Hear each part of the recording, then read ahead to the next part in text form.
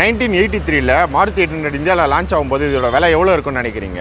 அப்ராக்ஸாக பார்த்தீங்கன்னா 47,000 ருபீஸ்க்கு வந்து காரை வந்து இந்தியன் மார்க்கெட் வந்து கொடுத்துருந்தாங்க. அதுவே 1984ல் வித் ஏசியோட பார்த்தீங்க அப்படின்னா அப்ராக்ஸாக 70,000 வந்துச்சு. ஸோ இதுக்கு காம்படிட்டர்ஸ் வந்து நான் அம்பாசிடரும் பத்மினியும் சொல்லியிருந்தேன். அதோட விலையும் பார்த்தீங்கன்னா கிட்டத்தட்ட ஒரு 70,000. ஸோ ஆல்மோஸ்ட் வந்து எல்லாமே வந்து சேம் காம்படிட்டர்ஸாக தான் இந்தியன் மார்க்கெட்டில் வந்து ரூல் ஆகிருந்தது. நீங்கள் 90s அப்புறம் 2010 வரையும் பார்த்தீங்கன்னா அம்பாசிடர், ப்ரீமியர் பத்மினி, மாருதி 800 இந்த மாதிரி நம்ம ஒரு 10 கார் கிட்ட எடுக்கலாம். ஸோ இது எல்லாமே பார்த்தீங்கன்னா நம்ம இந்தியன் மார்க்கெட்டில் அதிகமாக சேலான கார், அதே மாதிரி ரூல் பண்ண கார். பட் இப்போ பார்த்தீங்க அப்படின்னா ஒரு கம்பெனியும் ஒரு 5லேருந்து 10 விதமான மாடல்ஸ் வந்து கொடுத்துட்ருக்காங்க. நிறையா மாடல்ஸ் வந்துட்டுருக்கு.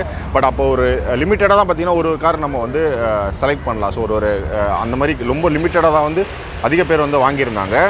அண்ட் மாருதி 800 பார்த்தீங்கன்னா 2014 அப்போ வந்து இந்த BS4 எமிஷன், BS6 எமிஷன் அடுத்தடுத்து வரும்போது பார்த்தீங்கன்னா ஸ்டாண்டர்ட்ஸ் எங்களால் மீட் பண்ண முடியலன்னு ஸ்டாப் பண்ணி ஆல்டோ 800 வந்து கொடுத்துருந்தாங்க. பட் மாருதி 800க்கும் ஆல்டோ 800க்கும் அந்தளவு ஒரு பெரிய டிஃப்ரென்ஸ் இல்லை. ஸோ இப்போ இப்போ எக்ஸாம்பிளாக சொல்லணும்னா நம்ம தண்டர்பர்ட் 350லேருந்து மீட்டியார் 350 மாற்றுற மாதிரி.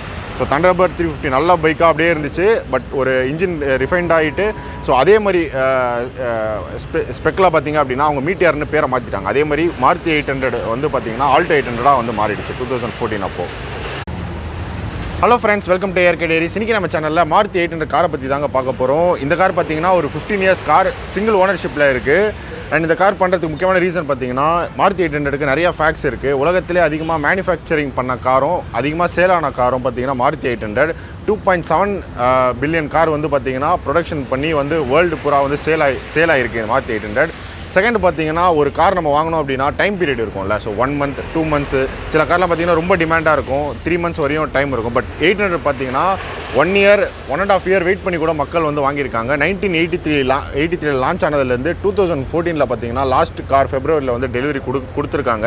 இந்த 30 years கேப்பில் பார்த்தீங்க அப்படின்னா ஸ்டார்டிங்கில் இருந்த டிமாண்ட் ஆல்மோஸ்ட் 2014 வரையும் பார்த்தீங்கன்னா மக்கள் மேலே உள்ள கிரேஸ் வந்து குறையவே இல்லை இந்த காருக்கு. 1980s 90s அதேமாதிரி 2010 வரையும் பார்த்தீங்கன்னா இதுக்கு காம்படிட்டர்ஸனே இல்லைன்னு சொல்லலாம். அந்தளவு வந்து இந்தியன் மார்க்கெட்டை வந்து ரூல் பண்ணிட்டு இருந்தது இந்த காரு. 1980s 90s அப்போ பார்த்தீங்கன்னா அம்பாசிடர், ப்ரீமியர் பத்மினி, ஸோ இதுதான் வந்து மாருதி 800 காம்படிஷனாக இருந்தது. ஆனால் நீங்கள் மற்ற கார் எல்லாமே பார்த்தீங்கன்னா rear wheel drive. But Maruti 800 1983 launch ஆகும்போதே பார்த்தீங்கன்னா ஃப்ரண்ட் வீல் டிரைவாக லான்ச் ஆகிருந்தது. அப்போது 1980s ரொம்ப அட்வான்ஸ்டான காராக பார்த்தது பார்த்தீங்கன்னா மாருதி 800. ஸோ இப்போ வந்து பார்த்தீங்கன்னா இப்போ நம்ம கியா செல்டாஸு இந்த மாதிரி நிறைய கார் பார்த்தீங்கன்னா நிறைய ஃபீச்சர்ஸ் கொடுக்குறாங்களா. அந்த மாதிரி வந்து 1980s வந்து ரொம்பவே ஒரு அப்டேட்டான காராக மாருதி 800 வந்து பார்த்தாங்க. அதுவும் இந்த கார் அதிகமாக சேல் ஆனதுக்கு காரணம் பார்த்தீங்கன்னா ஃபஸ்ட் திங் பட்ஜெட்டு, செகண்டு பார்த்தீங்க அப்படின்னா ஒரு மெயின்டெனன்ஸ். மாருதினாவே ரியலபிலிட்டி இருக்கும். ஸோ மோஸ்ட்டாக இந்தியன் மார்க்கெட்டில் பார்த்தீங்கன்னா middle class, lower middle class வந்து கார் வாங்கணும்னு நினச்சாங்கன்னா அவங்களோட சாய்ஸாக பார்த்தீங்கன்னா மாருதி வந்து இருக்கும். மாருதி 800 1983 இந்தியாவில் லான்ச் ஆகும்போது அவங்க கிளைம் பண்ண மைலேஜ் பார்த்தீங்கன்னா 25க்கும் மேலே, ஒரு லிட்டருக்கு பார்த்தீங்கன்னா 25 கிலோமீட்டருக்கு மேலே வந்து மைலேஜ் வந்து கொடுக்கும்ட்டு பார்த்தீங்கன்னா மாருதி வந்து கிளைம் பண்ணாங்க. பட் ஜென்யூனாக பார்த்தீங்கன்னா இப்போ நீங்கள் பார்த்துட்டு இருக்க இந்த கார் வந்து 12 to 15 சிட்டி ப்ளஸ் ஹைவே ரெண்டும் சேர்த்து அப்ராக்ஸாக ஒரு 12 to 15 கிலோமீட்டர் வந்து மைலேஜ் வந்து கொடுக்குது. அண்ட் இப்போ பார்த்துட்டு இருக்க கார் பார்த்தீங்கன்னா ஸோ பெயிண்டிங்கிலேருந்து இந்த கிளாஸ்லேருந்து எதுவுமே வந்து சேஞ்ச் பண்ணல. ஸோ எல்லாமே வந்து ஸ்டாக் கண்டிஷனில் இருக்குது. அண்ட் இன்னொரு 5 monthஸில் பார்த்தீங்கன்னா FC வருது. FC பண்ணும்போது என்னென்ன அப்டேட் வந்து இந்த காருக்கு வருதுன்றதை நான் உங்களுக்கு வந்து சொல்கிறேன்.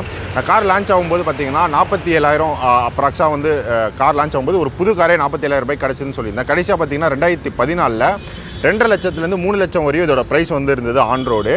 உங்களுக்கு வந்து அதுக்கப்புறம் பார்த்தீங்கன்னா பெட்ரோல்லையும் LPGயில் 2 வேரியண்ட்டில் கிடச்சிது. ஸோ அதுவே நான் AC அப்புறம் AC அதில் மாதிரி கொடுத்துட்டு இருந்தாங்க.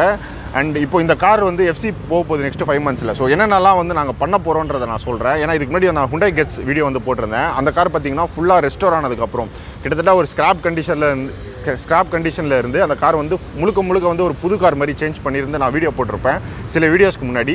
ஸோ அந்த மாதிரி தான் பார்த்தீங்கன்னா இந்த காரும் பார்த்தீங்கன்னா டோட்டல் அவுட்லுக்கே வந்து மாறப்போகுது.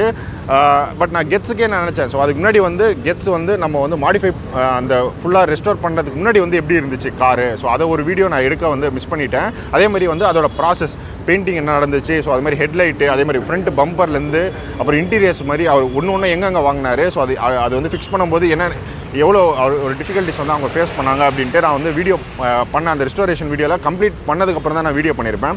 பட் இந்த காரில் பார்த்தீங்கன்னா ஒரு விஷயமும் நம்ம எங்கே பண்ணுறோம், எவ்வளோ செலவாகுது, அது ஸோ என்னென்னலாம் நம்ம எடுத்துகிட்டு வரோன்றதை நான் இந்த வீடியோவில் வந்து காட்டலான்னு அது நெக்ஸ்ட்டு வரக்கூடிய வீடியோஸில் வந்து நான் உங்களுக்கு வந்து ஆட் பண்ணுறேன். ஸோ நாங்கள் என்னென்ன பண்ண போனால் ஃபஸ்ட் திங் பெயிண்டிங். ஸோ 15 இயர்ஸாக பார்த்தீங்கன்னா எந்த ஒரு பெயிண்ட்டும் பண்ணல. பட் காரில் நிறைய ஸ்க்ராச்சஸ் டென்ஸு ஸோ பெயிண்ட் வந்து வர ஆரம்பிச்சிருச்சு. நாங்கள் ஃபுல்லாக வந்து பெயிண்ட் பண்ண போகிறோம். ஸோ சேம் சில்வர் கலர் தான் கொடுக்கலான் இருக்கோம். அண்ட் அலைவ் வீல்ஸ் வந்து பார்த்துட்ருக்கோம்.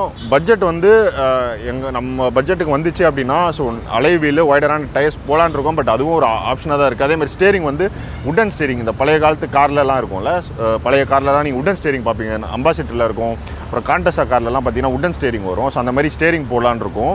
அதே மாதிரி டேஷ்போர்டு இதில் வந்து அனலாக் இருக்குது. ஸோ இதுவும் பார்த்தீங்கன்னா ஒரு ரெட்ரோ ஸ்டைலில் இன்டீரியர் சீட்ஸும் பார்த்தீங்கன்னா ஒரு ப்ரௌன் கலர் ஒரு ஃபுல் அண்ட் ஃபுல் ஒரு ரெட்ரோ ஸ்டைலில் ஒரு நியூ லுக் இல்லாமல் ஃபுல்லாக ரெட்ரோ ஸ்டைலில் மாற்றலான்ற மாதிரி தான் இருக்கும். ஹெட்லைட் அண்ட் டெயில் லைட் பார்த்தீங்கன்னா அது கொஞ்சம் எல்இடியில் கொடுக்கலாமா அப்படின்ற மாதிரி யோசிச்சுட்டு இருக்கோம். ஸோ நான் ஃபினிஷ் பண்ணோன்னே உங்களுக்கு வந்து நான் ஃபுல் வீடியோ வந்து போடுறேன்.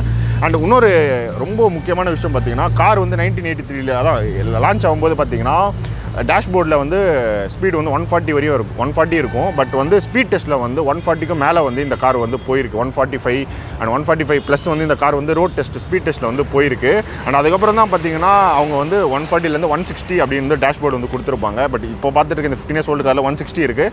பட் இதுக்கு முன்னாடி வந்த கார்ஸ்லாம் பார்த்தீங்கன்னா டேஷ்போர்டில் 140 தான் இருக்கும். பட் அதை விட கார் வந்து அதிகமாக நல்ல பெர்ஃபார்மன்ஸ் இருக்கக்கூடிய காரு.